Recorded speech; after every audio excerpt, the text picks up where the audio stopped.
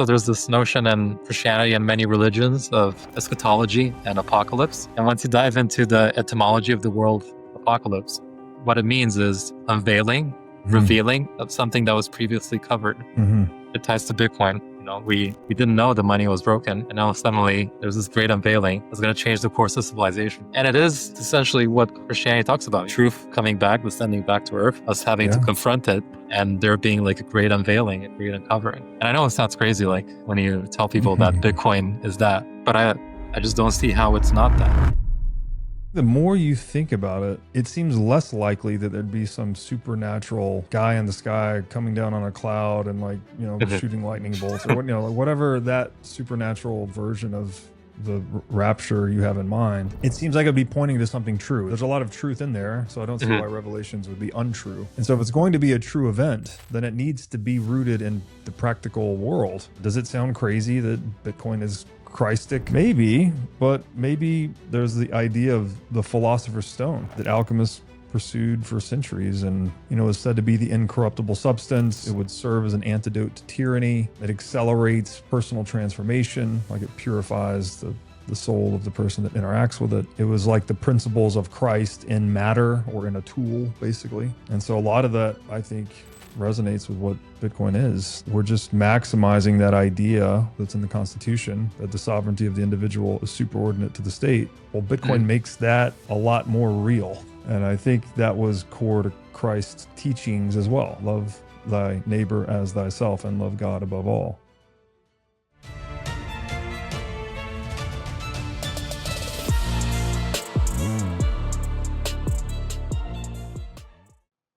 Okay, so we'll be talking about Bitcoin from an engineering perspective, but how it bleeds into the metaphysical and how that engineering perspective can help you reframe the metaphysical. Yeah, and also I would say how Bitcoin is inevitable from an engineering perspective. And once you get into that territory, like questions about free will start to emerge. Like if this is inevitable, what does that say about all the metaphysics? Oh boy. All right.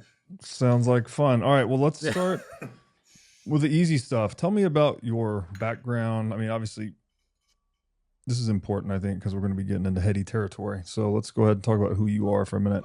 What's your background? What do you do in Bitcoin, and what were you doing before Bitcoin? Yeah, so my academic background is in computer science and AI, and this was before the LLM sort of took over. And then before Bitcoin, I was an engineer in big tech working at Amazon. And then at one point I discovered Bitcoin and I fell down the rabbit hole, as you do. And I think there are multiple touch points or inflection points to that journey. I think the first time you encounter Bitcoin, you dismiss it. I think that's what most rational people do, because the idea is just so profound. It's kind of crazy to not dismiss it at first, right? So that was the first touch point, and that happened in 2015. And then in 2017, we had the bull run, we had the price action, and that sort of instigated a deeper dive into the rabbit hole for me. And this was the beginning of 2017. It was like $4,000, which was still a lot compared to what it was the first time I encountered it. So that instigated a deeper dive into the rabbit hole. And then that led to the second touch point where I convinced myself that Bitcoin is a good idea. And I think that's where a lot of the Bitcoiners are in the space. They believe Bitcoin is a good idea. But then there was another touch point or inflection point that I've experienced where I convinced myself that Bitcoin is not just a good idea, but it's inevitable. And I think that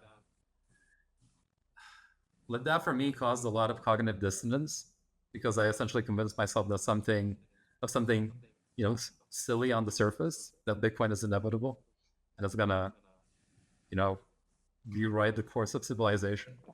That's a crazy thing to believe, right? Especially when most of the world is not thinking about that at all. Yes. Yeah. So that's where I was, and I found myself like looking for business leaders or academics that believe what I believed, and there were none at the time. And I wasn't on Twitter at the time, so I couldn't. Um, I just had all this cognitive dissonance. Like, how can I believe something so silly, so strongly, and how is it that no one else believes it? This is 2018. Is that where we're at? This was 2018. Yeah. So the options are, either I'm naive and silly, and I don't know anything, or, I'm extremely early. And I wrestle with that quite a lot. And actually, the thing that helped me sort of make sense of all that dissonance was the Jordan Peterson video that I saw. So I think that's why it ties into the metaphysics and how this inevitability. Yeah, I think this is what ties it to metaphysics. I guess we can discuss that a bit later. But essentially, the video was about the mythology, ancient Egyptian mythology.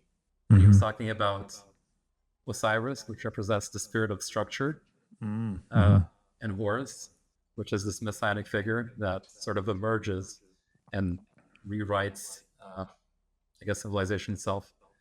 And he describes Osiris as the dead structure of society. And the idea is that we're all born into this structure that is a construction of the dead, essentially. Yeah, culture, basically. Culture, yeah. We're born into a culture, and we're, in a way, we're sort of blind to it,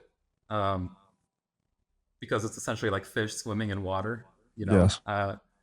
There's this David Foster Wallace allegory of, a fish asking two other fish, how is the water? And they think about it and they're like, what the hell is water? Yeah. And I think you're trying to do the same thing when you're asking what is money? I use that same allegory too. So yeah. Money is the economic water in which we're all submerged, but none of us have ever broken the surface. Yeah. And we never think about it. It's just so ingrained that we don't even question money. And I think fundamentally, if you look at it deep enough, you realize that money is a technology. It's just that it's a technology that emerged organically. There was no one person that defined money and said, this is how we should do things. It just emerged because people that use better forms of money organize themselves better than people that used worse forms of money. Yeah. So it's a technology that was selected by nature, so to speak. I think because of how it emerged, we don't question as much as we should. It's similar to literacy and numeracy, right? Things that we just use all the time and take for granted. And they also help, societies that adopt literacy and numeracy will almost certainly outcompete those that do not, because they're able to coordinate their actions flexibly in large numbers in a way that the society without cannot. I think money fits right in there, right? I like to think of literacy as the language for the subjective, numeracy is the language for the objective, and money is the language for the transjective, which is the betweenness. It doesn't really fit into subject-object categories. And they're all essential, right? We need all of these languages to be civilized creatures. Yeah. I think another way to think of it is as language allows us to give meaning to words, and money allows us to give value to objects in the world, not just objects but products and services. So it's a language. Yes. In that sense, it's a language of value, but you replace a word for it with product and service. Yeah, well, the price too, that you're just you're so converting every all the heterogeneous, I hope that's the right term, goods and services in the world. They're all different, right? But we need to denominate all of them in sort of one tongue, one standard, one denominator, so we can speak about them and communicate and trade and all these things. So yeah, just like it's almost like, the universal standards of measurement. We establish the kilometer or the kilogram and say these are constants, and we'll measure everything in terms of these things so that we can coordinate ourselves. Yeah, I think you can fundamentally say it's a unit of energy, uh, how much energy it takes to produce product or service, uh, and and the price is it emerges from a decentralized computation across all actors in the economy. Mm-hmm. Uh, so so yeah, um, Maybe we could double click on part of your journey, unless there's something you wanted to add there. no, go ahead. I just wanted to hear, you said you went through the dismissal phase. Mhm. Many, most, I would say, Bitcoiners also go through that. I went through that. I believe, I don't know, it's a theory, I guess. I think the name Bitcoin doesn't help actually, because bit is the smallest unit of information in Mhm. information theory, and coin is the smallest unit of money that we're all accustomed to. So Bitcoin just sounds like very insignificant. It's like the name really belies what it is. Mhm. And so for me, I kind of judged the book by its cover and wrote it off. I think because of the name. I mean, that's just a theory of mine. But could we talk about how you went through your dismissal phase, and then you said you became convinced it was a good idea, Yeah, and then ultimately an inevitability. So that's a pretty significant progression. Can you walk us through that? yeah. So initially, when I dismissed it, I didn't give it, I think, more than a minute of thought. Uh, Someone suggested buying Bitcoin, um, and I thought about it for like 30 seconds, and I think the if you only think about it for 30 seconds, the conclusion is that's a stupid idea. Why would I do that? Mhm. You know, um, so that was all the thought that I went into it at first, and then once I saw all the price action, I was like, there's something strange going on here, something that I didn't consider at all. And that led to me falling down the rabbit hole, researching all these things. Uh, and it's pretty interesting because Bitcoin sits at the center of not just economics, but computer science and thermodynamics and all these areas of science. And Mhm. and as you fall down the rabbit hole, then you start looking at all these things through a different lens. Uh, so that's what happened to me, and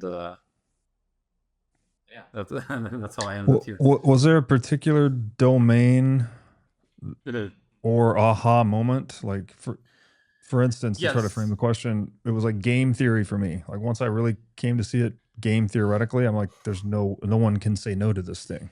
yeah. So actually, this is tied to me being at joining Amazon at the time.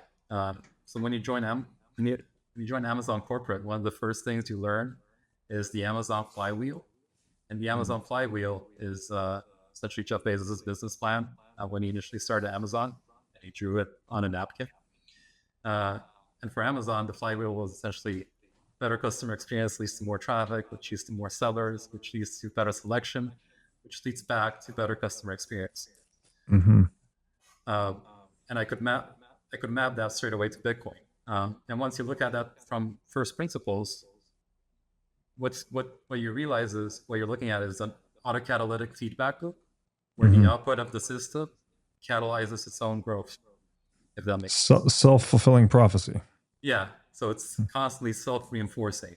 Mhm. Um, and I think you can see this idea of autocatalytic feedback loops everywhere you look. So, like if you look at businesses generate profit and they funnel it back into the business to funnel growth, to create growth. And it's the same idea with let's see, like when we generate ideas, new ideas that pave the way for even better ideas down the line. Mhm. Mhm. Uh, it's the same idea in evolution. Once you have a multicellular life, that paves the way to more complex life forms. And once you have mammals, that paves the way to humans. And there's Mhm. sort of like there's this idea of like in all of these things, there's this self-reinforcing mechanism. And the beautiful thing about Bitcoin is that it has all these flywheels engineered within it, uh, and it's constantly self-reinforcing itself. Uh, Mhm. with adoption, and it exists in symbiosis, especially with us, right? We want something from it, and as we participate in the network, we empower it, and it becomes stronger and stronger. Mm-hmm. So, so yeah, Yeah, I that. mean, well, you use the term symbiosis, right? So Mhm. that would almost imply that Bitcoin is somehow organismic, Yeah. lifelike. And it does, well, we do want something from Bitcoin, right? It's a tool Mhm. for moving purchasing power across time and space. One definition of money. Mhm. Not to say that it's restricted to those uses. People do all kinds of things with it. Yeah. Um, but to say that it's just us wanting something from it, there's actually a weird kind of thing where it also wants something from us, right? It wants us to compete in the mining puzzle.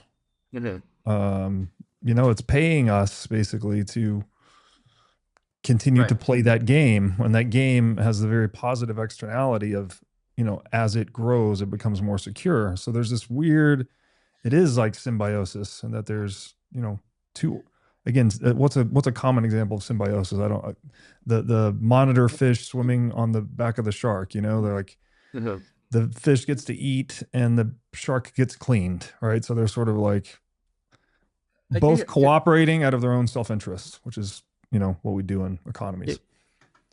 yeah, I think a good example is like humans and dogs sort of like evolving together. Mhm. They get food and we get protection, or at least that's probably what happened in the Yeah. past. And eventually they become a man's best friend.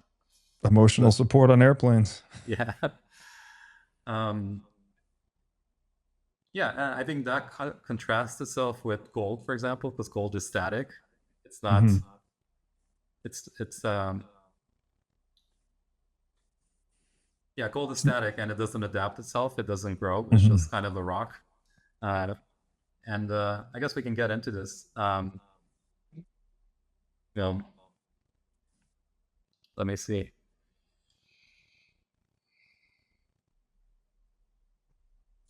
Just on the flywheel, if you don't mind, Mhm. I'll share something here to give one example of this, and I hope I can pull this off. I can see I used this in an essay that I published about Bitcoin back in 2019. Mhm. And it's not my original idea. I got it from someone else, but it is a flywheel, exactly like you're describing, an autocatalytic feedback loop. Mhm. And it was focused specifically on Bitcoin mining. Mhm. And I hope I can name all the stages of this here, but basically it's like as more, you know, price goes up, more miners are then incentivized to mine, right? Because the rewards of mining go up. Mhm. The network, as a result of more miners coming online, the network then becomes more secure. As the network becomes more secure, it's more, you have a higher assurance of, 21 million Bitcoin being like an uncorruptible thing. Yeah. So that creates more demand for it as a store of value asset, as a savings technology, and that Mhm. causes price to go up, and then price goes up. That's the flywheel of Bitcoin mining, Right. which I've described as like a vortex of positive incentives that no one knows how to turn off.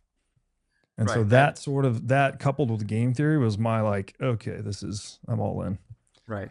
And I think that's just one of the autocatalytic feedback loops. I think you have others.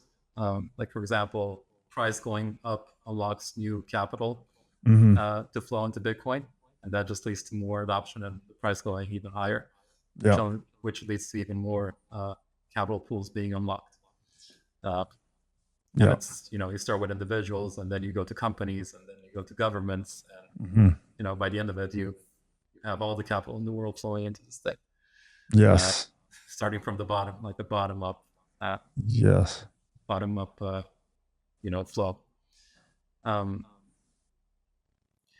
yeah. The other thing, the other thing that helped me understand Bitcoin is looking at it, I guess, as a product, given my background in tech. And the way I framed it is when you look at a product, you're looking at what is the value being created, uh, how is the value being defended. So in tech, you have this idea of a moat, like a company needs to have a moat. And then how is the value distributed? Like, what's your distribution strategy? I think we can talk about the value defensibility and value distribution first, and then come to the value creation after. Yeah. So with the value defensibility aspect of it, the idea is that you want your business to be defensible as it grows. Like if you think about Amazon, right now it's very defensible. It's extremely difficult for another like competitor to emerge and do what Amazon does because they have all these distribution centers. And the thing that's interesting about Bitcoin is that as it grows, its ability to defend itself increases, and it keeps increasing to the point where we've crossed the threshold now where nothing can attack it in any way. And I think we can frame this defense in terms of like 3 different layers. So there's the structural defense layer, which is the fact that it's decentralized and it's hard to attack, like in the physical space. No government can, be like Bitcoin is headquartered there and we're going to attack it. So that's the like physical, I guess, defense. And then there's the digital defense, which is tied to the energy cost needed to attack the network. And then there's the economic defense layer. Maybe we can go through each of them one by one. Yeah, so the structural defense is to do with essentially the topology of the network, how the system is arranged. And in the case of Bitcoin, its defense comes from its decentralized nature. There's no like one head to cut. And I guess Bitcoin's like a digital hydra, so to speak. The more you try to attack it, the more resilient it becomes. Yes, anti-fragile. And I think you can see that projects before Bitcoin failed because they were centralized. I think you had eCash and Bitcoin, and I think they were both centralized or more centralized in nature. And the big breakthrough in Bitcoin that allowed this decentralization and this defense to exist is solving the Byzantine generalist problem. Because before solving it probabilistically, before this existed, there was no way to have like a decentralized currency. You always needed like a centralized server to coordinate everything. Right. Forget multivitamins and other supplements. Animal organs are the most nutrient-dense foods on the planet. You can get 100 times more nutrients from organs than you can from muscle meats. But the problem with eating organs is that they are difficult to find in stores, they are difficult to prepare, and even when they are prepared well, they often don't taste great. Thankfully, Heart and Soil Supplements has made consuming organ meats so much easier by providing powderized organs in capsule form. Organ meats include everything your body needs to thrive: vitamins, minerals, peptides, proteins, and growth factors. This is why organ meats were the most prized foods for our ancestors. Fortunately for us, Heart and Soil makes these treasured foods easily accessible. So go to heartandsoil.co today and use discount code BREEDLOVE to get started on your journey to optimal health and vitality. Again, that's heartandsoil.co, discount code BREEDLOVE. What if I told you that you could lower your tax bill and stack Bitcoin at the same time? Well, by mining Bitcoin with Blockware, you can. New guidelines from the Big Beautiful Bill allow American Bitcoin miners to write off 100% of their mining hardware investment in a single year. That's right, a 100% write-off. So if you had $100,000 of income or capital gains, you could write off that entire amount by investing it in Bitcoin mining hardware. Blockware's mining as a service allows you to start mining Bitcoin right now with minimal effort. Blockware handles everything from securing the miners to sourcing low-cost energy to configuring the mining pool. They do it all. You can stack Bitcoin at a discount every day and save big when tax season comes. So you can get started today by going to mining.blockwaresolutions.com/breedlove. Again, that's mining.blockwaresolutions.com/breedlove.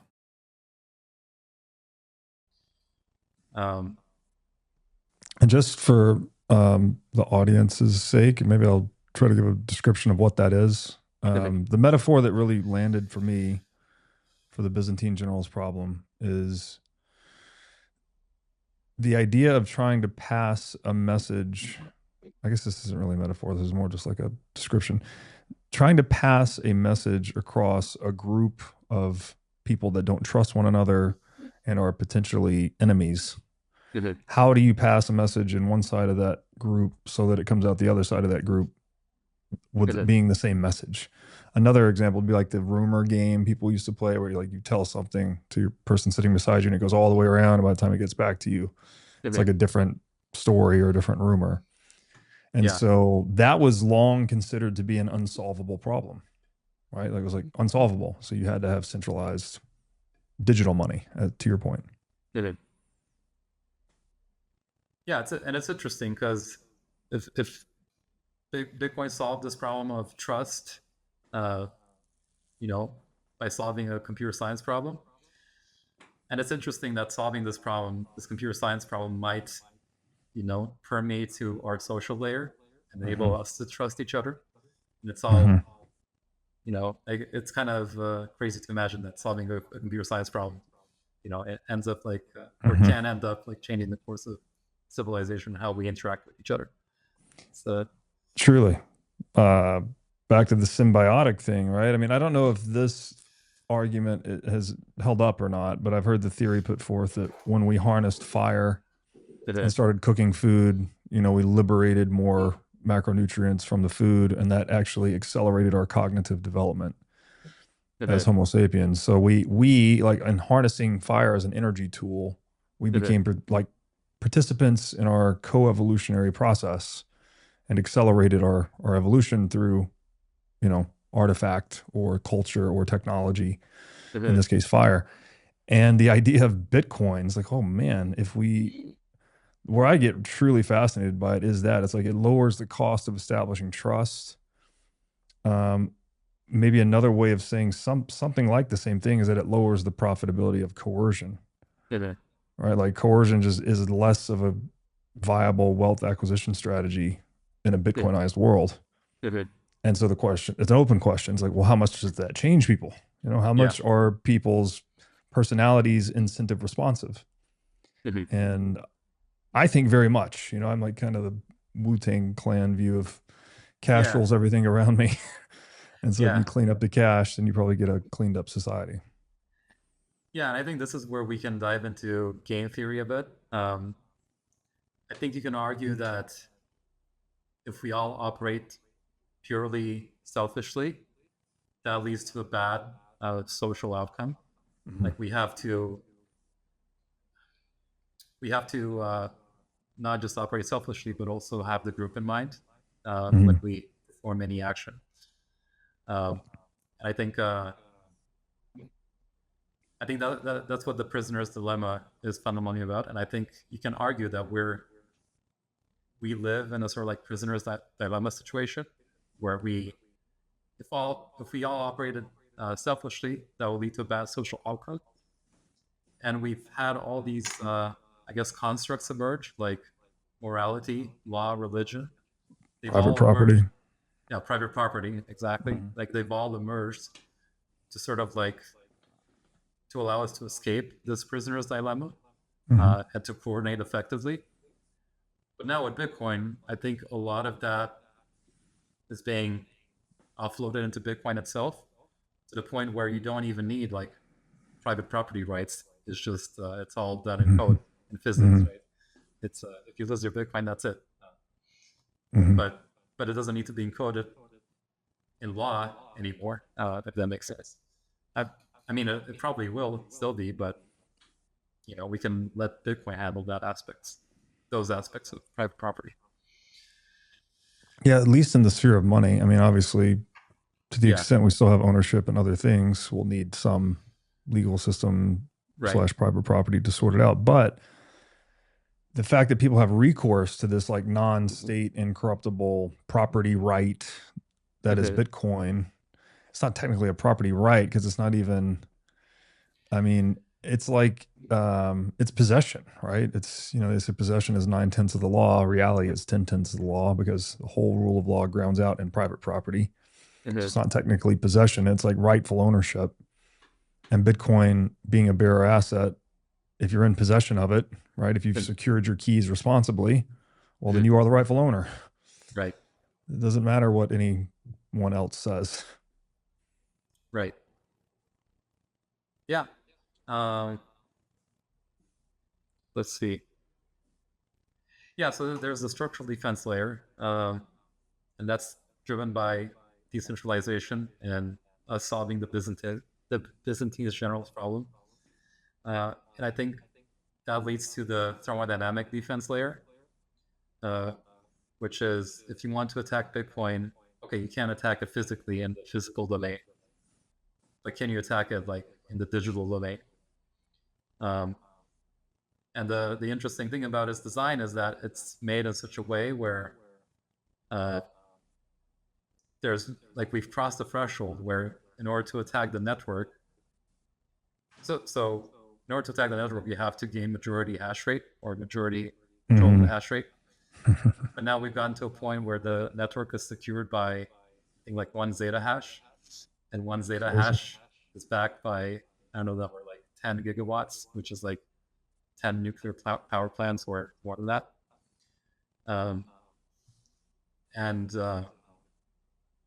And all of that is also channeled through ASICs, which is like a specialized form of compute. So even if you had all this energy to channel towards attacking Bitcoin, like you're not going to get that compute. And then even if you get that compute somehow magically and you spend trillions of dollars doing this, like the most you do is just rewrite like the past,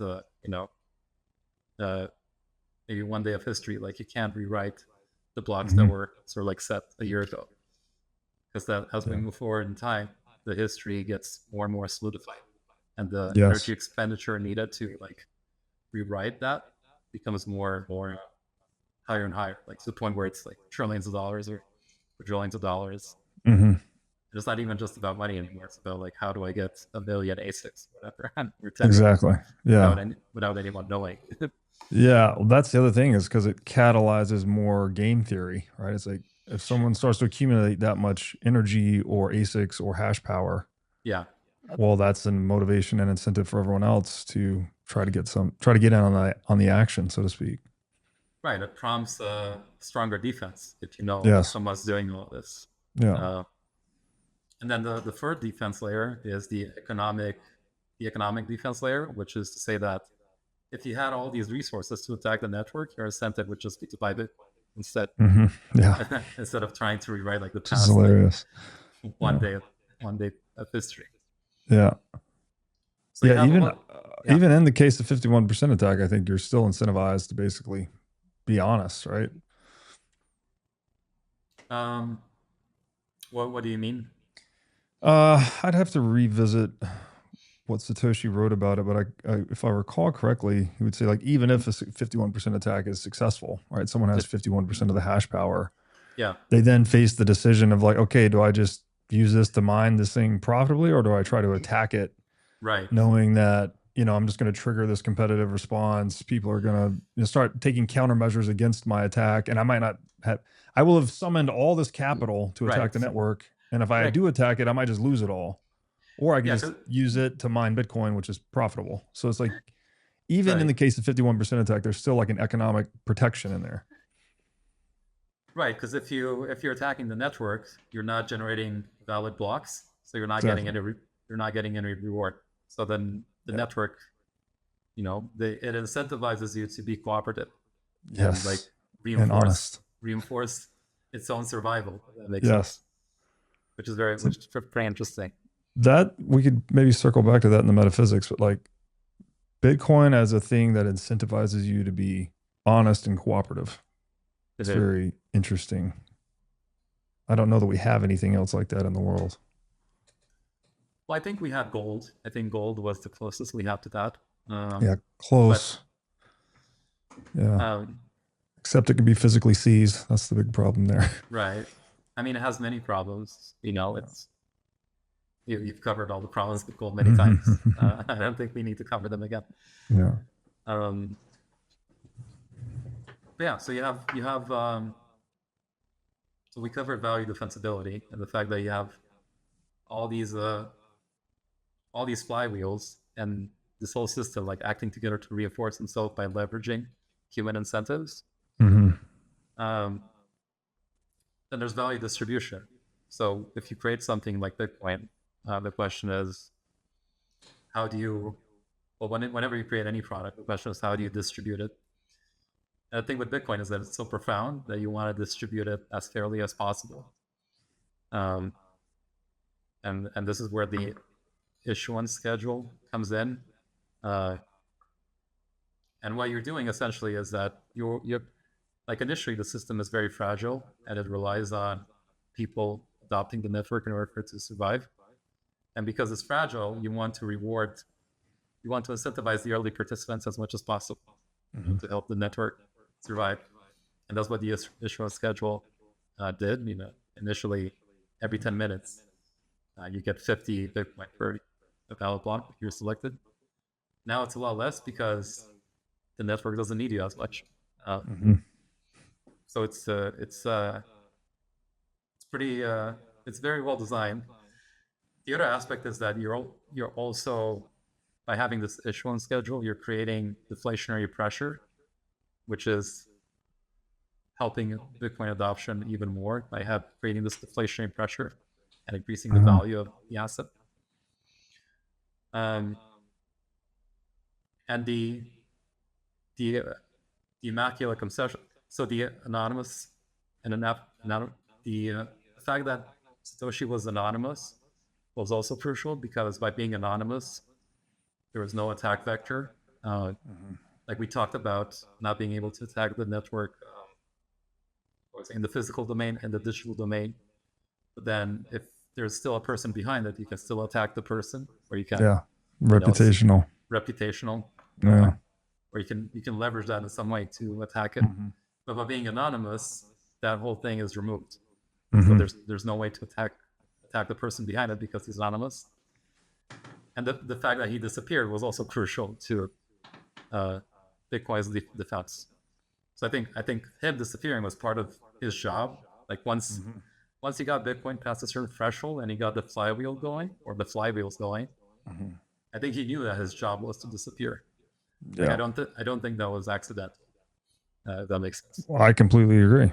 I mean, for someone, well, if you're the creator of Bitcoin, you understand game theory at a pretty deep level. You would also, it's pretty obvious you would be the ultimate enemy of the state. Like, you actually created the sly roundabout way that governments cannot stop. Like, governments would not like that. So I think I agree with you completely that he knew this was the closing act of the game he was playing. Right, his disappearance, it also cements or anchors the decentralization mythology of Bitcoin. Right, there's just, people can say things like, we are all Satoshi, and you couldn't say that if he was a guy walking around. It's like, no, there's Satoshi right there, and he's worth a few $100 billion. So we saw him at the strip club last weekend, and now people think Bitcoin is not cool or whatever. So all those social attack vectors are just neutralized in his disappearance. And it's a very powerful thing, very underappreciated. Yeah, it's crazy to believe that one person had the insight to pull this off. Like, I mean, it makes you think, was it just one person, or was it like a group, a very well-coordinated group that has thought about this for a long time? That, I guess we're never going to know. Yeah. Part of me kind of hopes that once Bitcoin takes over, then the creator can reveal themselves, because at that point it doesn't matter. Once Bitcoin takes over. Right now, it does matter because he's still a potential attack vector. But if the whole world is on a Bitcoin standard and the creator reveals themselves, it doesn't matter, right? Yeah, that would be fascinating.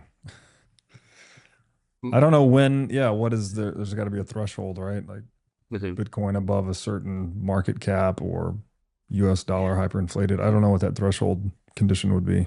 before you would want to reveal yourself as Satoshi. Yeah, you can probably even set up like a automatic mechanism. Like once the difficulty is this much, send this message to the world. This is why I did what I did. So That's cool. Yeah. yeah. So yeah, I'm hoping this whole thing plays out the way we imagine it, and it'd be cool if that happens. Right? I got to see. Yeah. But I was at the gym this morning. I was wearing a Bitcoin shirt, which I don't do a lot. And he's like, "Oh, cool shirt. I think Bitcoin's pretty cool, but we don't know who made it, so it's probably a scam." And I just bring that up because this, we're describing this as an advantage, a major advantage of Bitcoin. A lot of people perceive it as a disadvantage. And so my response to him was something like, "Well, do you know who invented English or numbers or fire or the wheel?" No. Okay, but you use all those things, so does it matter?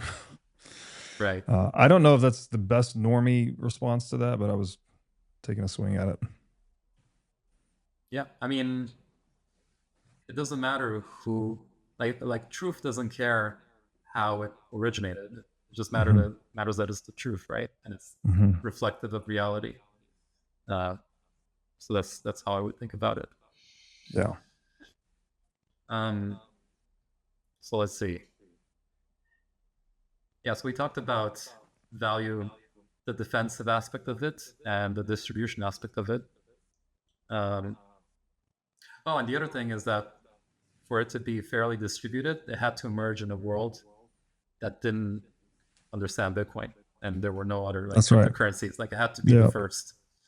That's right. Because if you try to do it again, if you try to pull it off again today, you don't have the same dynamics anymore. Yeah, path dependence, I think is a term they use for that. But yeah, to launch, and we've seen this, right? How many shitcoins are there? There's, I don't know, millions. They've all been launched into a world where people at least had some knowledge of crypto, and there's some regulatory frameworks in place, and there's all kinds of resistance out there that was not there when Bitcoin was launched, and there's nothing you can do about that. It's like it happened. Right. And that's that. You can't recreate those conditions to try to launch your coin and outcompete Bitcoin. So, yeah. Bitcoin custody is evolving. Onramp is pioneering a new model, multi-institution custody, which eliminates single points of failure and adds fault tolerance to your setup. With Onramp's multi-institution custody, your funds are auditable on-chain, cannot be rehypothecated, and can only be moved with your explicit direction. Multi-institution custody simplifies private key management, providing unparalleled peace of mind for you and your loved ones. Onramp also helps you seamlessly tap into financial services like trading, inheritance, loans, and more, all without compromising on accessibility. So schedule a consultation with the Onramp team today to learn more at onrampbitcoin.com/breedlove. Again, that's onrampbitcoin.com/breedlove. One of my highest health priorities is keeping my brain in top shape. To take care of my brain power, I do many things, such as striving to read, write, exercise, and meditate daily. One of the latest tools in my brain power toolkit is MindLab Pro. MindLab Pro is a nootropic supplement that is scientifically proven to enhance your brain power. When I take MindLab Pro, my mind feels like it has a better grip on the world, my thinking is more lucid, and the articulation of my speech is radically improved. MindLab Pro has been tested in rigorous, double-blind, placebo-controlled human trials and has been proven to enhance brain power for users in every age group. MindLab Pro is an advanced formulation of 11 nootropic ingredients and is backed by research from over 1,400 human trials conducted over the past 32 years. So if you're looking to enhance your brain power, MindLab Pro is an excellent solution. Go to mindlabpro.com/breedlove to start enhancing your brain power today.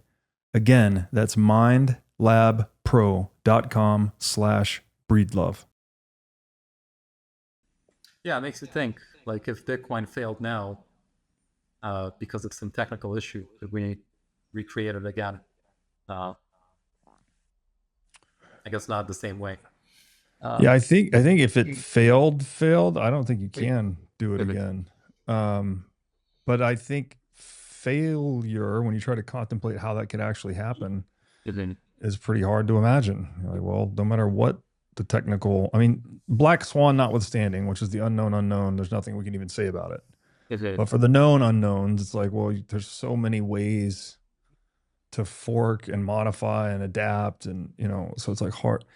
I think it's like trying to disrupt the number zero. I really think that's the best historical analogy. It's like, look, this idea is so deep and permanent. Wait, wait. What could we imagine that would disrupt the number zero? I mean, maybe there's something, but it's like very Right, out there. right. And we've also gotten to a point where the network is probably more resilient than any company or any nation state or anything, Yes. any human construct that we've made. Yeah. Uh, so yeah, I think so. I think it makes sense to talk about. A lot of people say that Bitcoin is energy or economic energy. So I think it might make Hmm. sense to talk about what energy is uh, and why Bitcoin is energy. Because I think it's not just I don't think it's just energy in the abstract. I think it's literal energy. Hmm. And for me to make that point, I think we need to talk about what energy is. Yes, Uh, please, because well, I want to hear what you have to say, but a lot of people, again, critics will say, "Oh, you can't put Bitcoin in your gas tank, therefore it's right. not energy." Yeah. So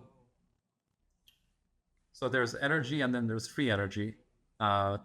When people colloquially talk about energy, what they actually mean is free energy, which is energy that's usable. Um, if we think about like Earth getting energy from the sun, the interesting thing is that Earth radiates back the same amount of energy that it receives. So Hmm. that brings up the question: okay, well, what did we actually use uh, if we radiated back the same amount of energy? Um, and and what free energy really represents is the capacity for flow to occur, and Hmm. flow occurs whenever you have a difference in potential. You know, Hmm. if you have high potential and low potential. Yeah. So, for example, if you have like a pocket of hot gas and a pocket of cold gas, in the pocket of hot gas, we have all these molecules with high kinetic energy, and the cold gas, you have molecules with lower kinetic energy, and that is an unlikely state, just having them as separate pockets, right? Hmm. The universe wants there to be equilibrium, Hmm. and because that's and the reason it wants that is simply because there was many more configurations where you have the equilibrium than where you have like just one pocket of hot gas here and one pocket of cold gas here. That makes sense. Hmm. Uh, and that's essentially the second law of thermodynamics: is the fact that over time in a closed system, entropy increases. Hmm. Uh, and the interesting thing is that all work happens as a result of energy going from high potential to low potential. Uh, Hmm. all life, the Bitcoin system, everything is as a result of this process, this flow of energy. Um, let's see. This is where we could talk about like how life emerged, because it also ties to how life emerged on Earth. Hmm. Um, so another way to think of it is whenever you have a gradient, like whenever you have high potential and low potential, Hmm. you have flow occurs, like flow of Yes. yeah, You um, could also think about this as high pressure, low pressure, like the pressure gradients yeah, when any it's, gradient. yeah. Yeah. But even in your example of like a high kinetic energy gas on one side, low on the Yeah, other, there's a pressure, right? Like the high kinetic right, energy is trying to move right, out. It has a lot of energy, and the cold is drawing in, so they mix. right.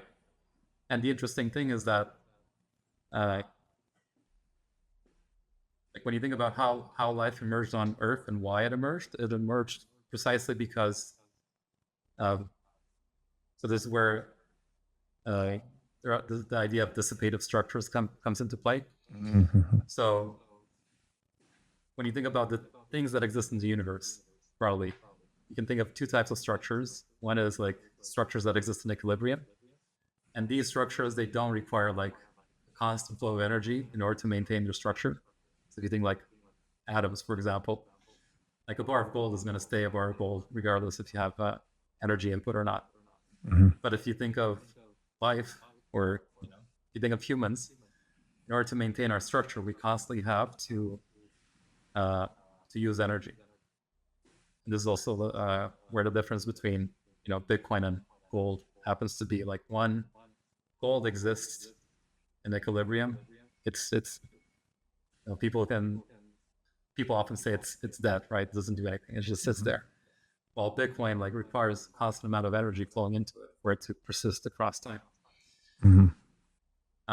And that's what a dissipative structure is. And it's interesting is that the reason these structures emerge, like life, like complex forms of organization, is because they help dissipate the potential, like the flow faster than it would dissipate like by itself.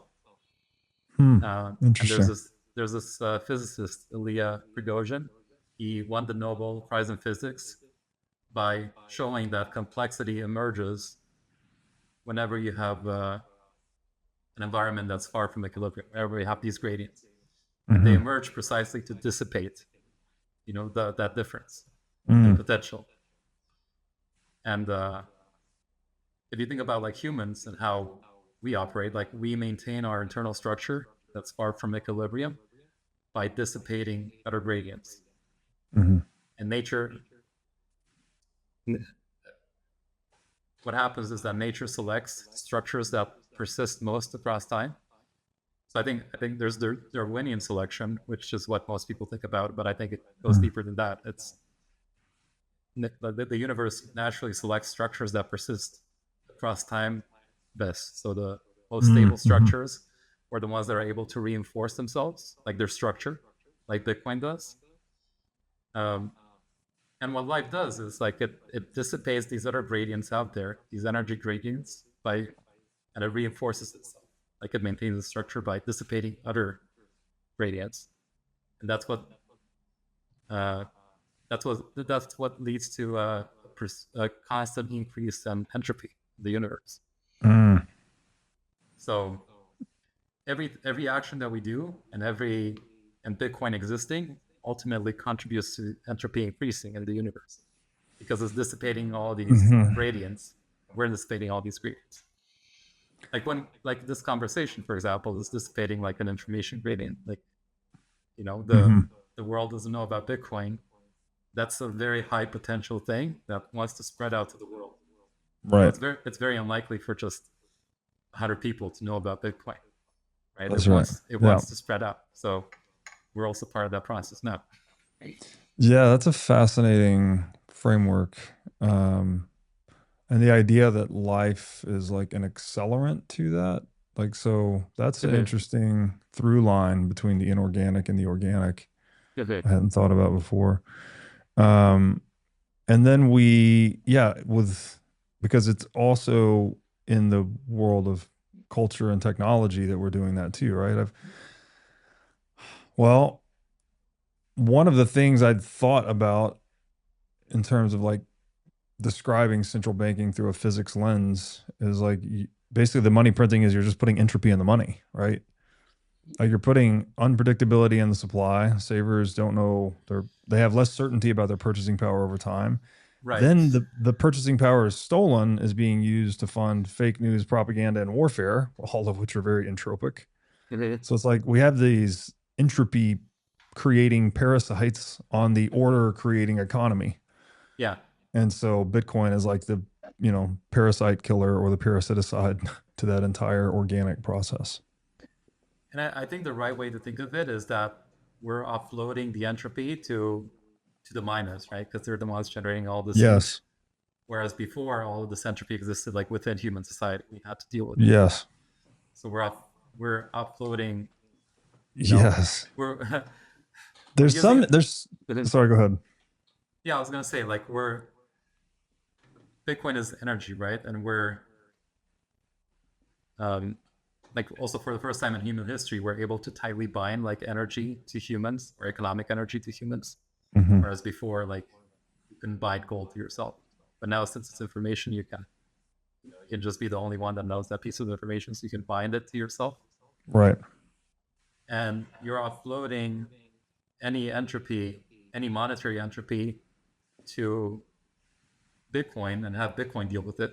And the way it deals with it is by, generating, doing all this mining and generating all this heat. Yeah, that's what I was gonna say. Is like it. I don't want to paint entropy as the bad guy here because actually we use the entropy too, right? So to store your 12 or 24 word seed phrase. Well, that's hidden. Yeah, How many possible words are there? 2,000 something.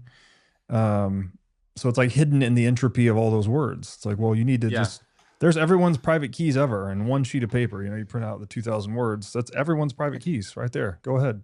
yeah, But you can't get access it because it's guarded by this entropy. It's like, well, there's the combinatorial explosion of words makes it impossible to extract private keys.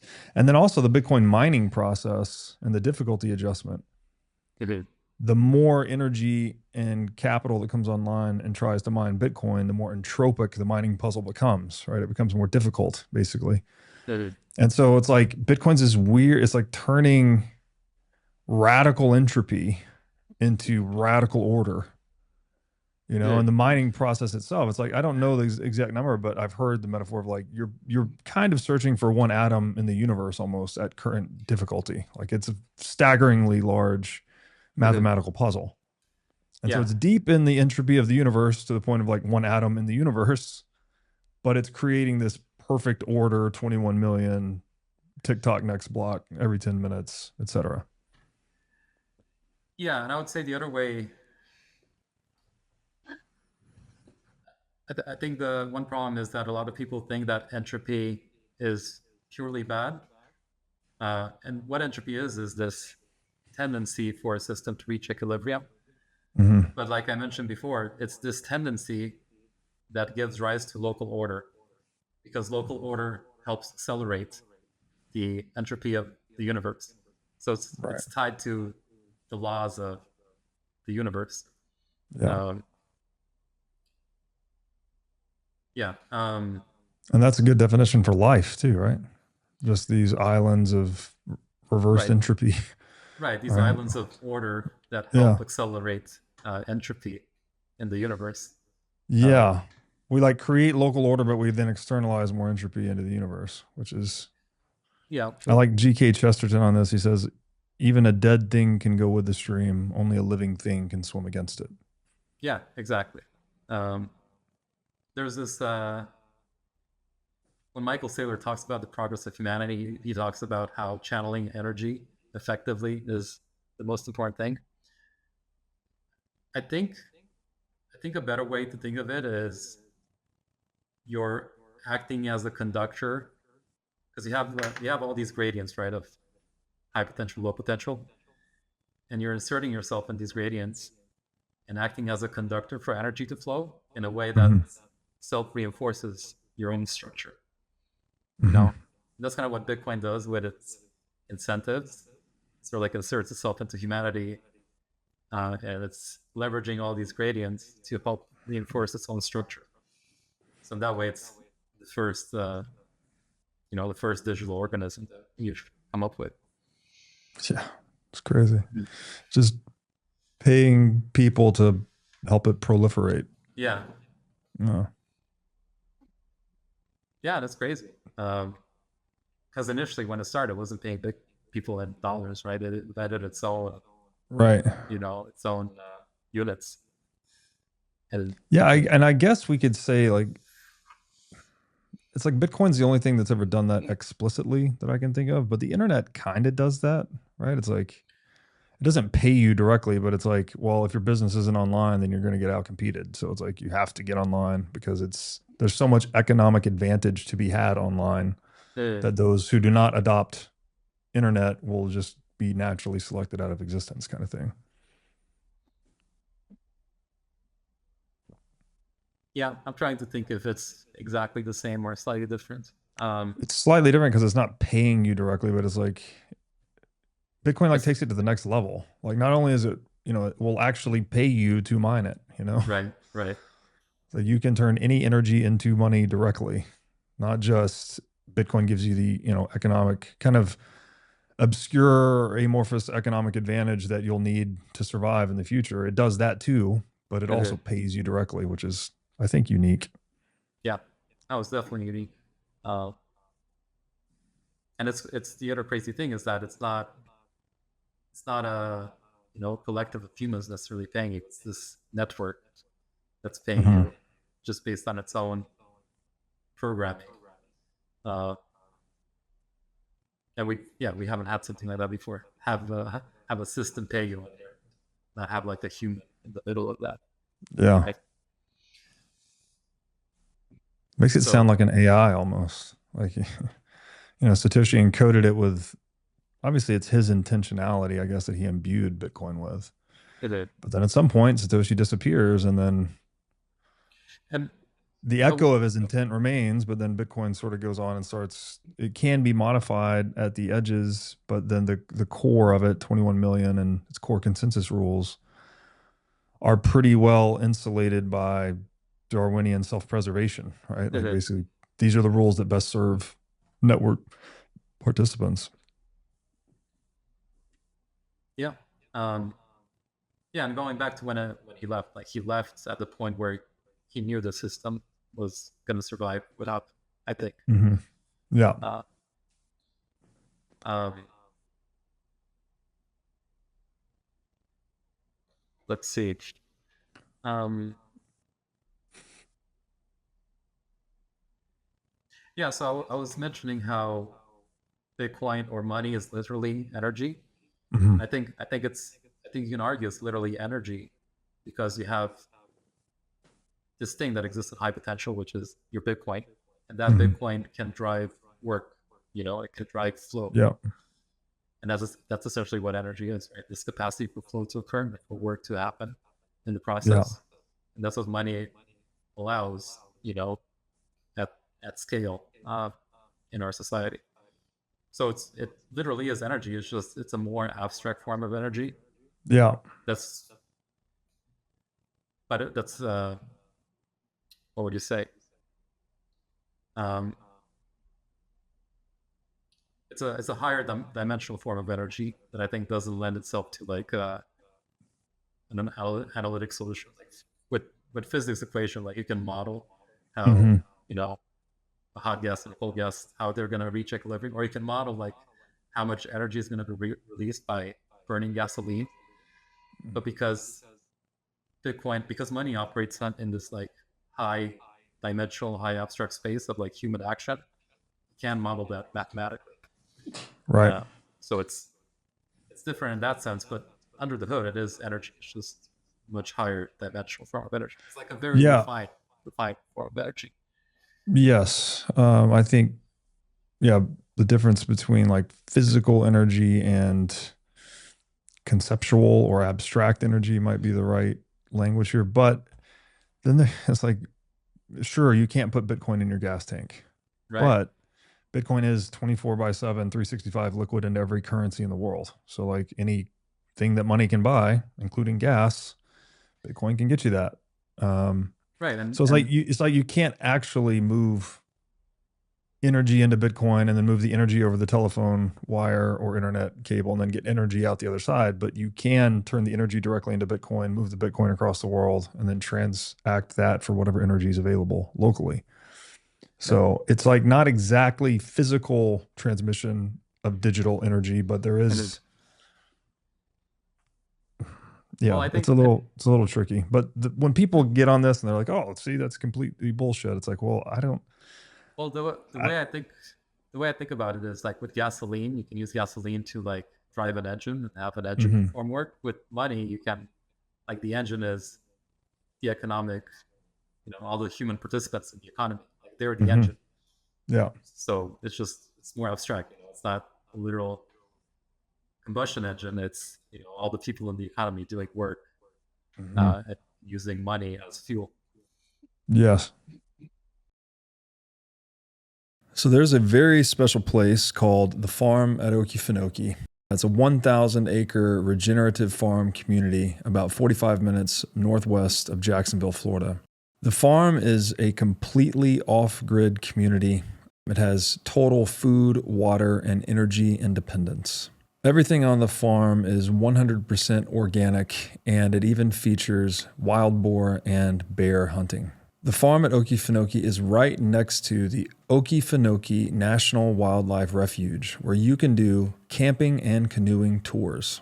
So if you're like me and you're interested in the self-sovereign lifestyle, then you can get your own lot on the farm at Okefenokee if you tell them that I sent you. Once you get a lot, you can build one of 3 custom cabin options. So if you value freedom, self-sovereignty, and living in touch with nature, then join me and my family. We have lot number 21, and we're going to be building a cabin there starting December 2025. To learn more about the farm at Okefenokee, go to okefarm.com and make sure to tell them that I sent you. Yeah. And I don't know if this fits into it or not, but just the idea of another good definition for money is like potential economic goods.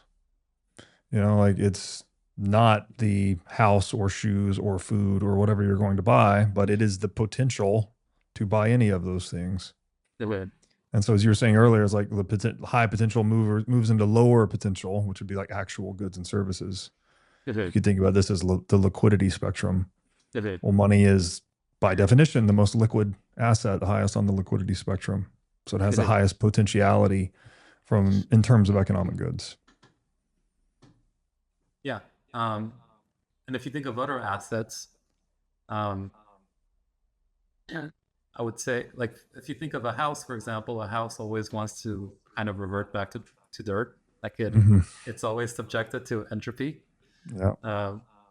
And that's the same with any physical asset in the physical domain, just because that's how entropy works.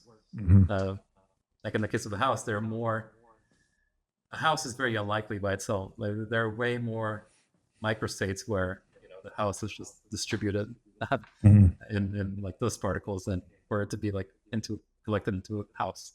But with Bitcoin, you don't have the same entropic issue.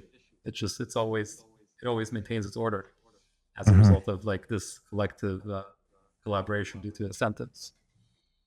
So yes. For the first time in human history, we're able to create a form of economic energy that's not subject to entropy, which fundamentally ties, I think, to what life tries to do, which is to resist entropy and to maintain its like far from equilibrium structure rate. For the first time in history, we have a mechanism to help us.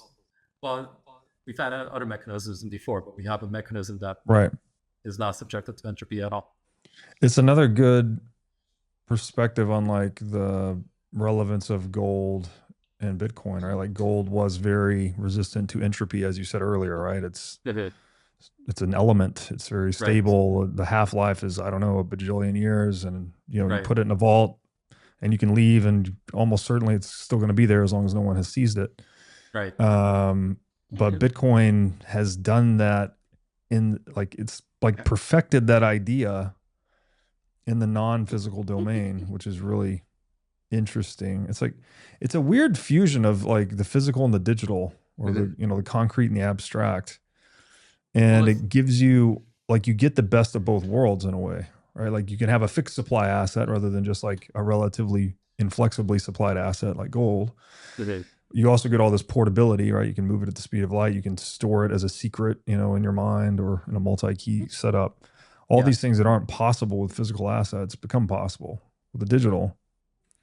And so, it's a very paradoxical union of the real and the ideal.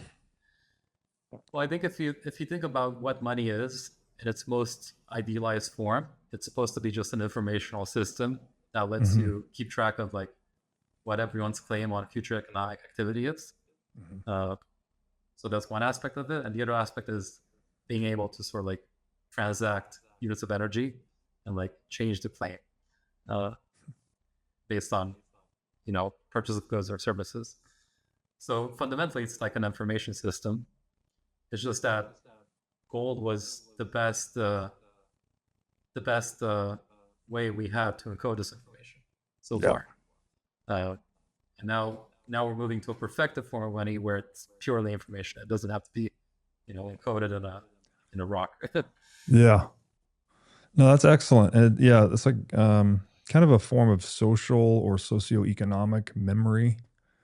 It's It like, is. oh, whoever has money, presumably on a sound money standard, they added to the productive output of society, right? They went to work and traded their hours and energy and attention to produce goods and services. So they It is. added to the productive output, but they didn't yet consume if they have money, right? It's like, again, the potential goods.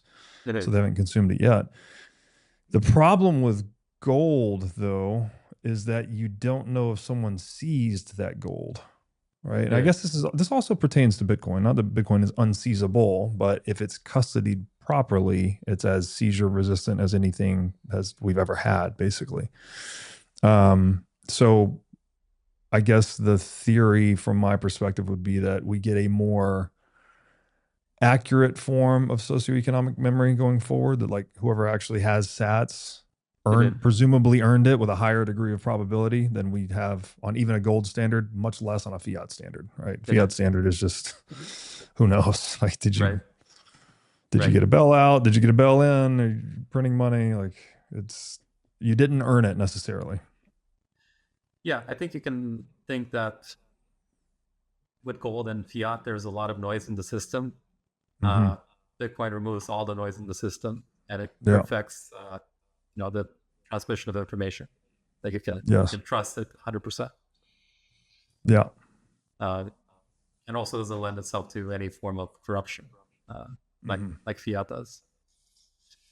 Um, Yeah. there's, let's see.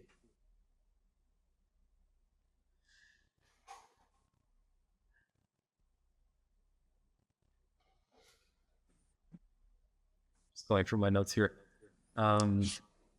Yeah.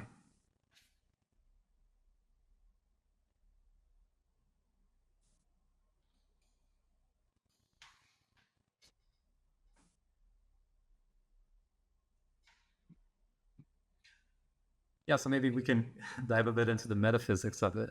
I think Please. this is the area that I like the most. I think the engineering is all well and good, but I think once you step into the metaphysics and start talking about the purpose and meaning of everything, Mm-hmm. I think that's where it gets most interesting. Can Uh, we anytime metaphysics comes up on the show, I ask my guests to define it because most people don't know what it means. um, how would I define metaphysics? I think I would define it as the physics of human interaction at scale, Mm, and what patterns emerge as a result of us interacting at scale through time. interesting. So it's a very abstract form, that's hard to like analyze, analytically. You can't put it Yeah. into an equation, but we can like look at patterns across time and uh, see if uh, see the same recurring patterns emerging. Yeah. Um, That's a good one. um, so for example, there's the Tower of Babel idea.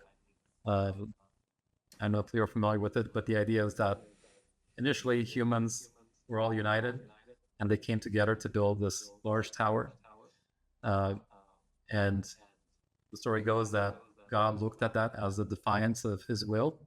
So he Mm. spread the humans, collectively, and sort of like destroyed the tower. And the way I Did he interpret it, confuse their languages as yeah, well? confuse their languages. Yeah. And the way I interpret that myth is that uh, humans came together, but they all started looking at truth from their own perspective. So they stop being aligned on what is true and what is not. Uh, and that essentially meant that there was no central sort of like authority on truth, and that truth has to sort of emerge from a decentralized structure rather than a centralized structure. That's how I ended up seeing it. Uh, because we all see reality slightly differently, and we all see things that maybe someone else does not. Uh, and and the question is, okay, what is fundamentally true? I think what is fundamentally true is like what emerges from sort of like this decentralized computation. Yes. And what's interesting with Bitcoin is that the truth and the network emerges in a decentralized fashion. Like it ties again to the Byzantine generals problem. So to me, like I'm tying solving that computer science problem to this like long this old biblical myth. And I think there is a connection there. And I think you can look at mythology as like patterns that existed, but that humans weren't necessarily smart enough to fully understand, right? They just know they just know the pattern was important. Like this happened. We think this is important. Here's how we can best describe what happened. So I think that's a good way to think about it. Yeah, I've similarly thought of mythology as like a data compression tool for these perennial patterns, right? Like it needs to be told, the story needs to be told in a way, or the moral of the story needs to be contained in a way that anyone can read it basically and get the gist of it. But then it also needs to have depth, that you can be read again and again and seen through different perspectives. Like it's very dense in the meaning it can contain. And I think we just needed mythology probably to even come online consciously, right? We had to accumulate all these learnings through different eyes and different experiences over eons. And then we needed to encode that almost like in an external hard drive so that we can reflect upon it and not, repeat those errors and, hopefully learn from those things. And then ultimately guide our own moral development. Right. Again, you mentioned culture earlier. It's like we're born into it. We don't see it. We don't think about it. It's all this latent cultural programming. But even people as atheistic as Richard Dawkins will describe himself as culturally Christian, right?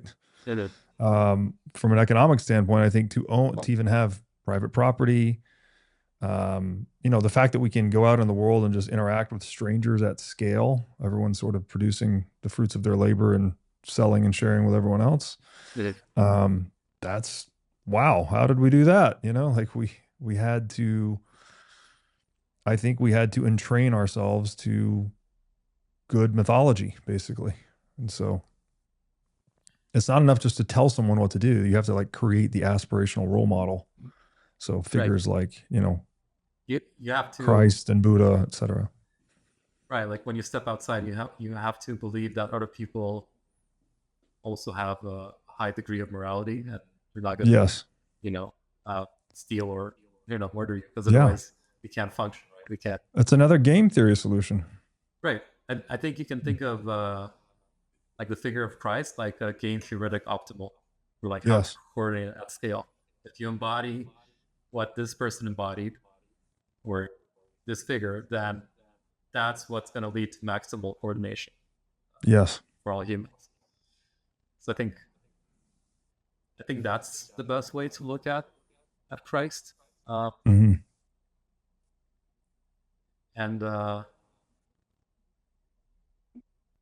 add one thing there, because I posted something to that very point.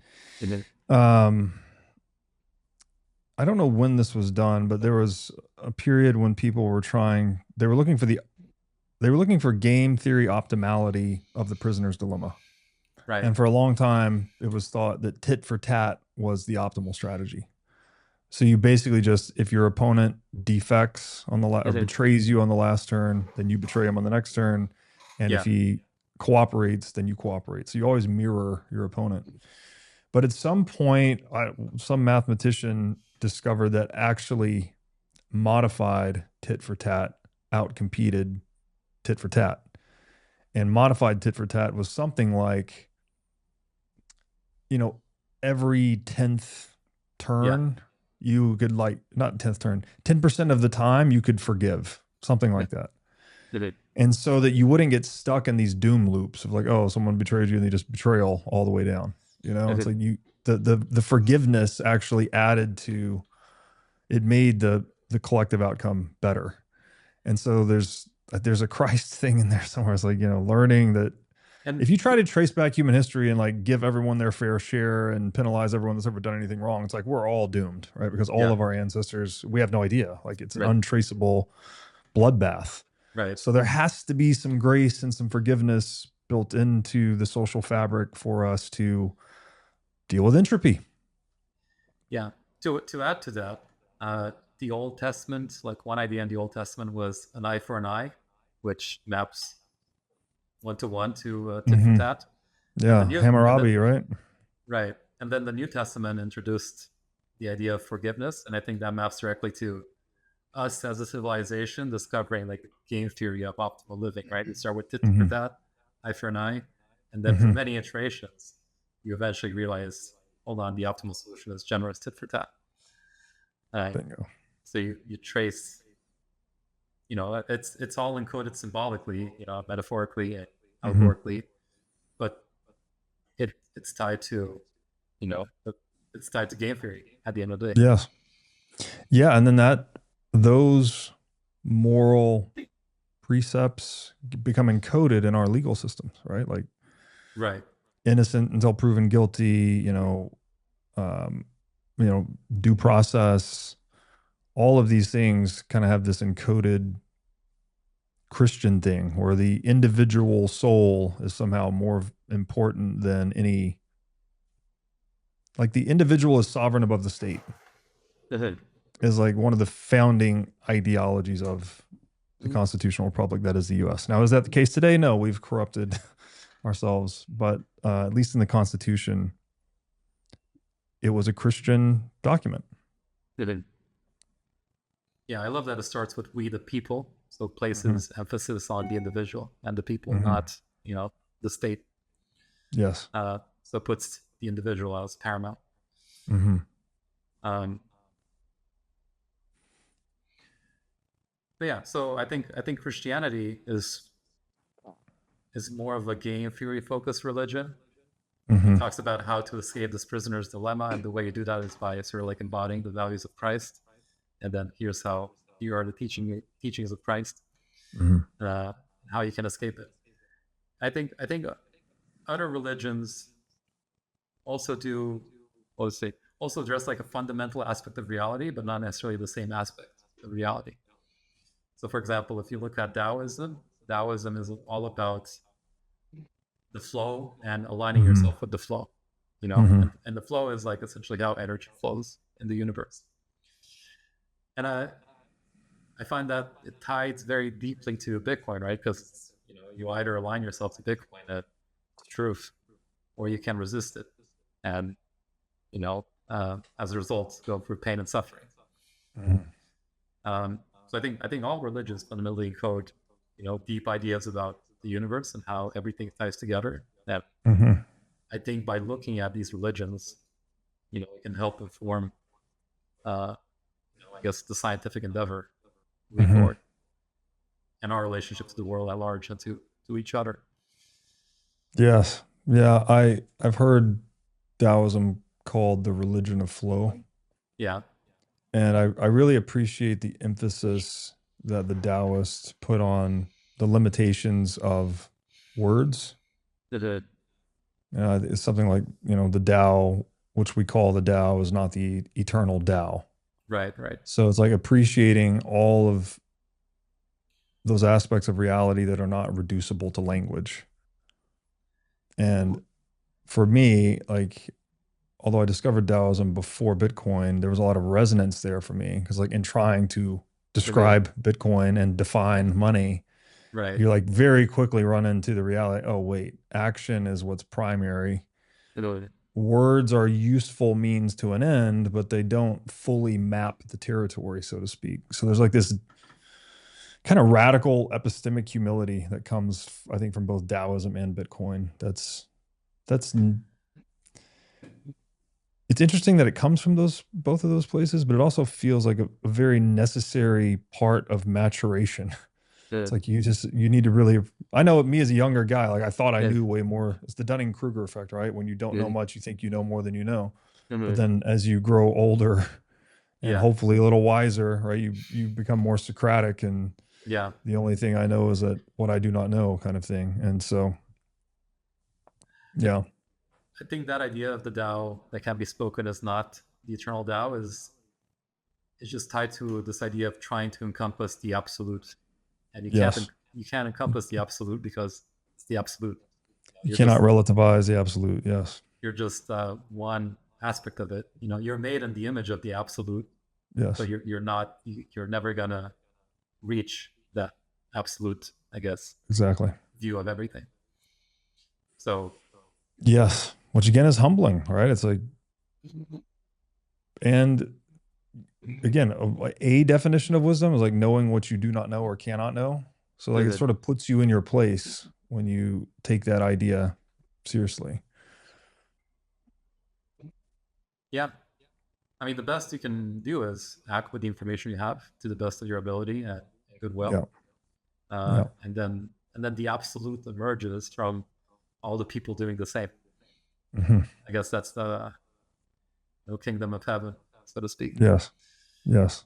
Uh, so yeah, um, Which is another thing that like that mythology was doing, right? Is that you're aggregating all these experiences of people across time, trying to identify the invariant patterns. the, There's another way to describe the absolute as like the thing that does not change. the, And so not that those are absolutes, but they're closer to it, you know? So there's a reason we have kind of like the unspeakable first principle, which is, you know, the one in Neoplatonism or God in Christianity the, or Tao in Taoism. the, You need that. And then you need to have it's like the starting point from which you then identify the other, you know, relatively invariant patterns of how people act towards one another across time. right. Which to It's me, that in my language, it starts with action. Like that unspeakable first thing is, I think Mises was right. You know, man must act.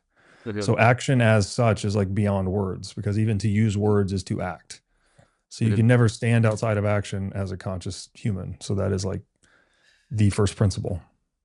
right. But an important concept in Taoism is the way you act, and you want Hmm. to act, I guess, along the grain. Like, Yes. why? What's the like? If you cut wood, you want to cut it along the grain. You don't want to go against the grain. Right. You want to act as little as possible in order to achieve, uh, in order to like as you aim towards the transcendent, Yeah. you want to act smart, if that makes sense. You don't want to go against Yes. the grain. You're economizing your action. Bit of I think there's another line in some Taoist text says something like, nature never rushes, yet nothing is left undone. So yeah, effortless action, you know, is another term I've heard used related to that. Like, of course, well, bit that's of ideal, right? If I can solve my problem with less energy, bit well, of that's the path I want to take. right. Wu Wei is the concept. Yes. Effortless action. Yes. Um, the other myth that I think is relevant here is that there's a myth of the resurrection and the return of Christ. Mhm. I think what that is fundamentally describing is our relationship to truth. So the thing with truth is that truth is gonna exist whether you agree with it or not. And the best you can do is cast it away. And if you cast it away, you're gonna cast it away temporarily. There's eventually gonna be a reckoning with truth, right? And that's you know, the resurrection is, you casting truth away and goes away, and the return is the second coming is, having to face truth again in the future. I think that that myth encodes that pattern fundamentally. Um, That's a cool. I've never thought of that, but Christ does say, "I am the way, the truth, and the life." So that mhm, I've heard. I liked the. There's actually a Bitcoin metaphor that when you tell a lie, mhm. you're forking reality. You're You know? yeah, you're causing a momentary ripple, but it Yes. ends up closing back on you eventually Right. in one way or Yeah, and another. we've all experienced it at some point in our lives, right? Like you tell one lie, and Hmm. then something comes up, and you have to tell another lie to preserve the Right. original one, and like that divergence grows Right. until, well, you can't fool reality at some point. The Right. fabric of reality snaps back, Mhm. and And if you think about like how truth comes into being, like how something like Bitcoin comes into being, it's about like our relationship to the transcendent, like each of our relationship. And I mhm, think that's fundamentally encoded in like the idea of, Jesus being born of Mary and God, because it's mhm, person's relationship with the transcendent, that communion produced mhm, something truthful. So mhm, it's a story about how truth emerges and how it sort of like materializes into the world. Like the truth always exists in potential, but it has to be brought down to earth. mhm. Yes. Uh, and you can cast it away and it can go back away, but it's gonna return. Like you're gonna have to deal with it again. So Yes. and I think the Yeah. same Go ahead. I was gonna say I think the same applies with Bitcoin. Satoshi made Bitcoin by communion with the transcendent, by being inspired by the laws of the universe. He produced something truthful, and now we have materialized truth Mhm. brought down to earth by Satoshi. Yes, and it is. I mean, probabilistically, it is absolute, Mhm. right? Like 21 million doesn't change, and that is the thing that changes the world. Actually, that, oh, we Yeah. finally created something that doesn't change. Mhm. And so, yeah, again, I'm endlessly fascinated by the parallels between the number zero, which I consider to be the only other absolute we've Mhm. discovered, invented, whatever term you want to use here. Mhm. And, in one sense, the numeral zero is invented, right? A guy, Brahmagupta, an Indian mathematician, created it. Mhm. But in another sense, it's representative of this no thingness, like fundamental non being of reality. They called it shunyata. Mhm. And so, in a way, you like have discovered a touch point to that thing through the symbol of zero. And so, well, zero hasn't changed since it was Yeah. invented, yet it's radically changed the world. It gives us calculus, and then calculus gives us all modern science. So, Mhm. there is no Renaissance, there is no industrial age, there is no printing. Like none of the things that we appreciate now technologically can exist without zero. Mhm. And so I think Bitcoin is like also participating in that, like the idea of, well, a money with 0% terminal inflation, right? It's like it's the number zero again, but not in numeracy this time. This time it's in money. Mhm. If you're a Bitcoiner, you need the Orange Club app. It's where you can connect with other sovereign individuals locally and globally. It's great for when you travel to meet local Bitcoiners, to go to Bitcoin meetups, and to discover local merchants that accept sats. No distractions, no noise, just real Bitcoiners. So download the Orange Club app today and find your local Bitcoin tribe. Yeah, I think you can say that the number zero and Bitcoin always existed in potential, Yes. and they had to be realized. That's it ties back to the dissipation of Mm-hmm. potential, right? It always exists in potential. It's a high Mm-hmm. potential state, and it moved to a low potential state where it exists Mm-hmm. now. And I think the same can be said for any truth, you know. And I think it's fundamentally tied to, I guess, the purpose of life is just realizing these potentials, Mm-hmm. bringing them down to reality. Yeah. Yeah, that's what we're all trying to do with our life, right? Is like to realize our potential. It's Right, almost like a universal right, desire in a way. right. And realize is an interesting word because it's ambivalent, right? There's both the Yeah. sense of to make real, and then also to comprehend. And so it's like when we come into conformity with reality or truth, that is how we unlock our development, something like that. Yeah, and it's interesting because it's a deep desire that all humans possess. Like we've Mm-hmm. evolved to realize our potential, I guess, to realize this potential Mm-hmm. to dissipate these gradients that exist. Yeah.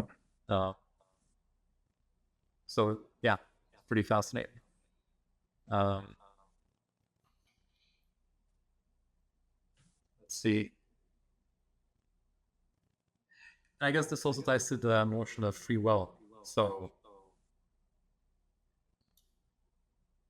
sort of like if you deviate from the truth, you cause a momentary ripple. So I guess you can argue that you have free will in the micro, like you can deviate from it, or at least you Mm-hmm. have the illusion of free will. But in the macro, like in the long term, the truth prevails, right? That's sort of like what's Mm-hmm. encoded in Christianity, that this is going to Mm-hmm. happen long term. And I think you can see the same thing reflected in Bitcoin. Long term, like we know that a block is going to be mined. We know that Mm-hmm. blocks are going to keep stacking. We don't know which block is going to win, or which hash is going to be selected. So I think you see a pattern here of like in the micro, it's very probabilistic, but in the macro, once you look long term, Mm-hmm. uh, there's a set trajectory that we're all on, and the path of minimal pain and suffering is to align yourself as best as you can with this trajectory of the universe Yes. and everything. Yeah. Again, resonates with Taoism, right? Like aligning yourself with the flow of nature. Right. Don't fight the tide of the flow of nature. It also reminded me of a quote I love from Ayn Rand. You are free to ignore reality, but you are not free to ignore the consequences of ignoring reality. Right. It's like, sure, you're free. You can tell lies, you can steal, you can do whatever you want, but it's like, karma is real. And maybe it's not in your lifetime. In the Bible, it says something like the sins of the father visit 7 generations hence. Yeah. But you're injecting entropy into reality, and that entropy will be realized by someone or you. And that's like just what is. It's like you can't talk your way out of it. You can't pretend your way out of it. Like that's just how reality works. And so, yeah, it's, in Western culture, we kind of seem to not take metaphysics as seriously as we should, but I think it operates very much like physics in a way. It's like, no, these things will definitely happen if you misbehave. Yeah, and it's important to become aware of, you know, all the learnings of metaphysics because fundamentally it helps you live a better life. You want to be aligned with the flow. You don't want to go against it. Yes. Like even if you're purely selfish, what you want most is to be aligned with the flow as best Mm-hmm. as you can be aligned with it. Mm-hmm. Uh, Yeah. It just so happens that the flow also involves a lot of other people, right? So to be aligned with them, we need things like Bitcoin, zero, English or whatever language like. We need these relational tools that allow us to be on the same page, to cooperate, communicate, compete non-violently, all the things.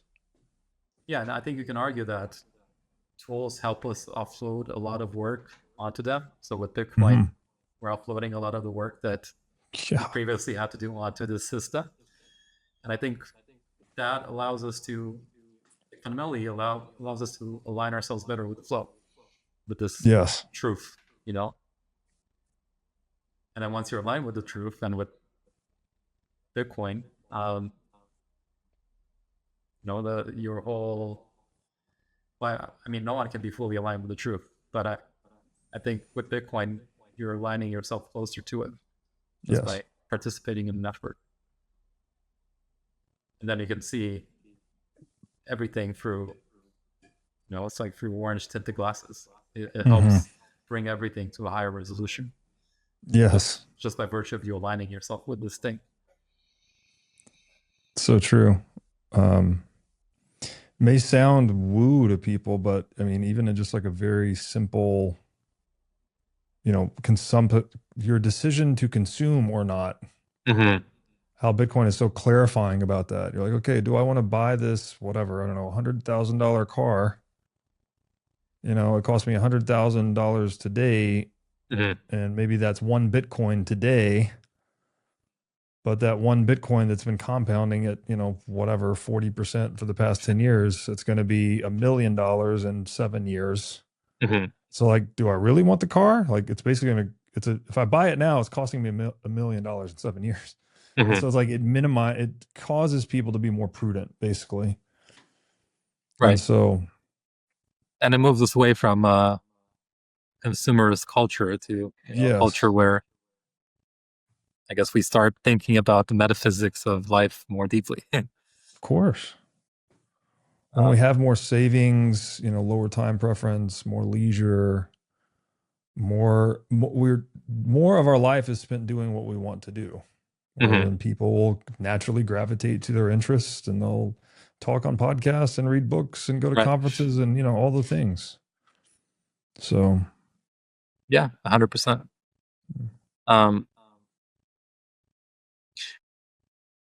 The other interesting thing is that, so there's this notion in Christianity and many religions of eschatology and apocalypse. And once you dive into the etymology of the word apocalypse, yet what it means is unveiling, revealing of something that was previously covered. And I feel like it ties deeply to, this idea that we're all swimming in water and we didn't even know the water is there. Yeah. It ties to Bitcoin. We didn't know the money was broken, and now suddenly there's this great unveiling that's changing. That's going to change the course of civilization potentially. And it is, it's essentially what Christianity talks about. The truth, coming back, descending back to earth, us having to confront it, and there being like a great unveiling, a great uncovering.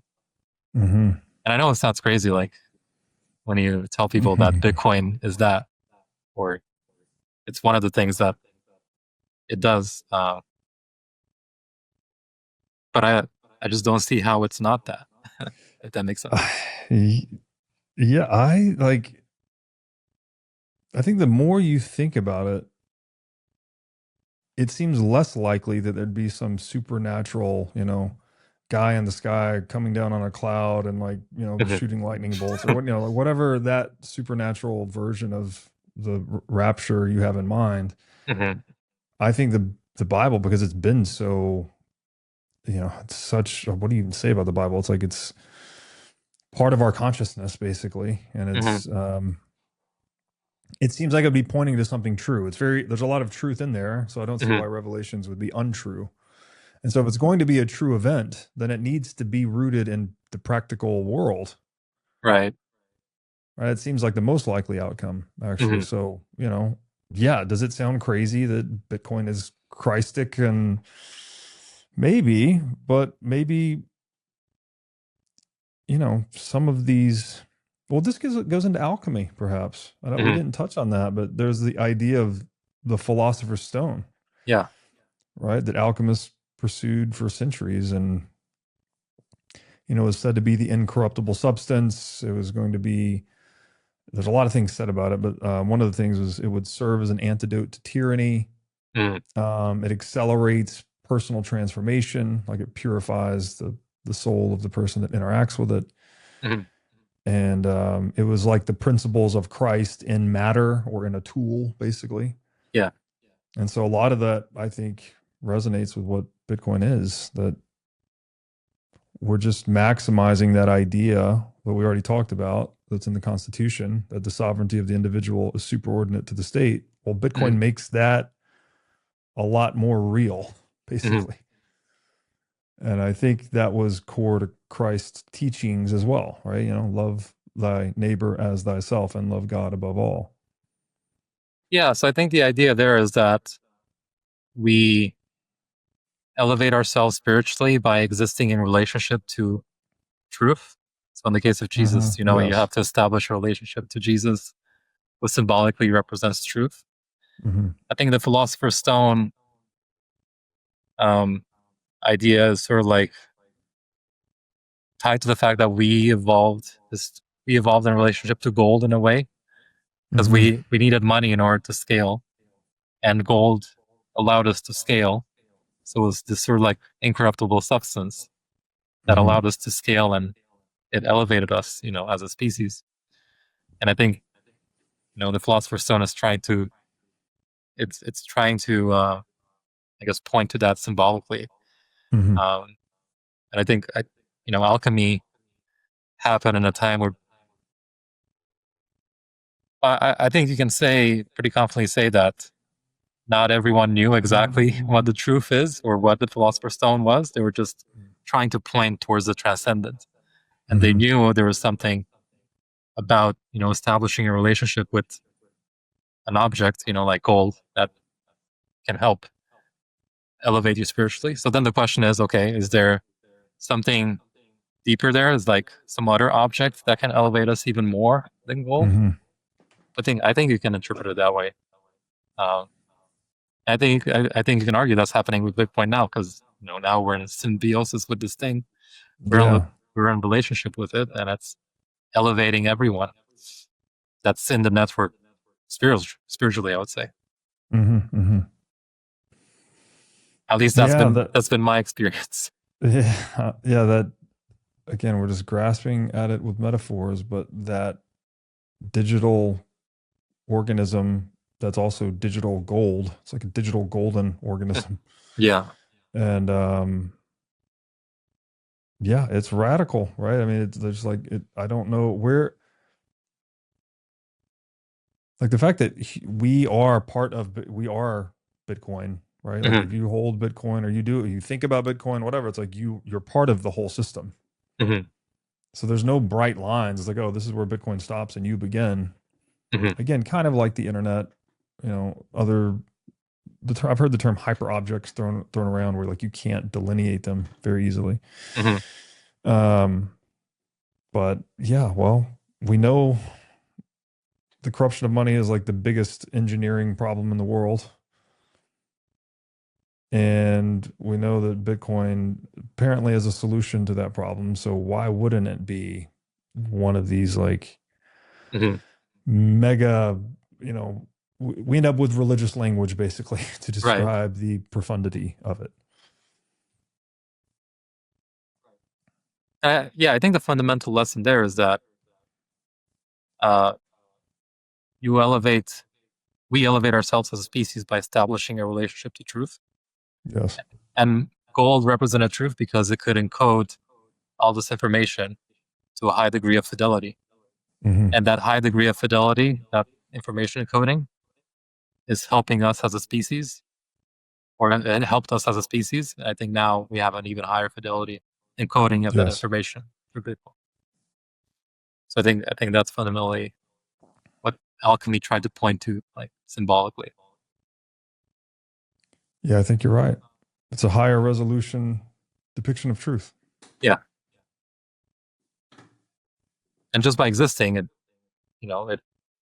makes civilization align itself with a higher resolution depiction Hmm. of truth. Um, yeah,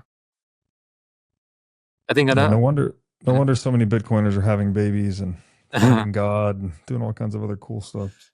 Mhm. I think another way to look at it, I guess this is a bit different, is um, let's see, like the philosopher's stone representing the process that creates order. Hmm. And you can think of Bitcoin or gold before as being the highest order thing, the Hmm. highest fidelity thing that we can create. And the philosopher's stone then is the process by which we create that order. Um, I think you can, I think today you can equate what strategy is doing, what Michael Saylor are doing with strategy. Mm. They're taking what is led essentially they're issuing credit and transforming it into the highest fidelity thing, channeling all that economic power into Bitcoin. Mm-hmm. So they're, in a way, the strategy to me is acting like the Philosopher's Stone, where it's transforming all this, Lead traditional into gold. lead into gold. Right, right. Yeah. That's what he's doing, and by doing so, he's accelerating the process by which we, move towards a Bitcoin denominated world. Yes. So he's fostering truth. He's making truth come into being. Yeah. That's a fascinating perspective. Yeah, that you're actually, through your actions in relation to Bitcoin, as you said earlier, right? Life accelerates the higher potential movement into the lower potential across that gradient. He's doing that, right? Right. I think strategy has become, it is an organism that's accelerating that transmission across the gradient. Yeah. And I think you can say in the realm of economics, that's the purpose of economic activity, channeling low order into the highest order imaginable, realizing the potential, dissipating that gradient. Yeah. What also hit me there when you referred to the Philosopher's Stone as a process is that's how Mises defined the market too. So he would always say the market is a process. The market is a process. Mm-hmm. And something about Bitcoin is really energizing or amplifying or purifying the market process. It's, makes intervention less viable. Therefore, you just unlock a lot of ingenuity, innovation, positive incentives, whatever you want to say. It's it makes the market process work better. Mm-hmm. And I guess another way to think of it is you have Bitcoin, the asset, which is essentially perfected gold. But you also have Bitcoin, the network, which is taking all this energy and transforming it into the highest potential energy there is, Bitcoin. So it's fundamentally both the Philosopher's Stone, the process that's taking that low fidelity energy, and it's also the goal. It's both at the same time. Oh, well, that's probably a good bullish note to end on. I really enjoyed this. I love the philosophical deep dives. So yeah, it was great. This was fantastic. Thanks for having me on. Of course. Any closing thoughts, closing words of wisdom, or please at least let people know where they can find you on the internet? Yeah, I guess my closing thoughts would be to buy Bitcoin and not sell it ever, and to hodl. In terms of where they can find me, I'm on Twitter. I'm @LizardWizard BTC. So yeah, and I always engage on Twitter with people, especially in the philosophical, metaphysical domain. It's what I enjoy most. So beautiful. And your published writings are they're available through your Twitter page. Is that right? Yeah, they can find them through the Twitter page. Okay. Cool. Sweet. Thank you so much. Thank you for having me on. It's great. We lock our doors, we encrypt our hard drives, and we use strong passwords. But most people leave one thing wide open: their phone line. SIM swap attacks are one of the fastest growing methods of digital theft. In minutes, a hacker can clone your accounts, reset your passwords, and drain your life. Unfortunately, this is not science fiction. It happens every single day. Efani is the only mobile service protection designed exclusively to protect you from SIM swap attacks. Efani offers military-grade encryption on their product and offers up to $5 million of SIM swap insurance. And to date, there have been exactly 0 SIM swaps on any of Efani's over 50,000 protected accounts. So you don't need to live in fear, you just need to protect your weakest link. Go to efani.com/breedlove to secure your phone line today. Again, that's Efani, EFANI.com/breedlove. For the past 25 years, I've been reading roughly one book per week. almost entirely difficult nonfiction books, the kind that really shift your thinking.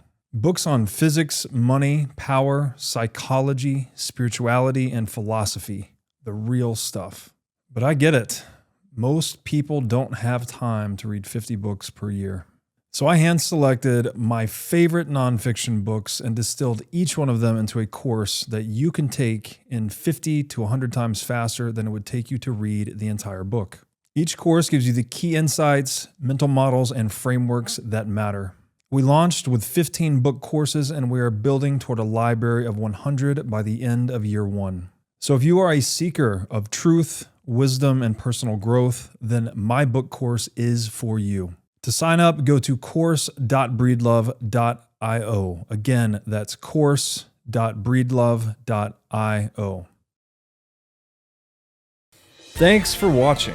If you enjoyed this episode, click here to find more just like it, and here to find our most recent episode.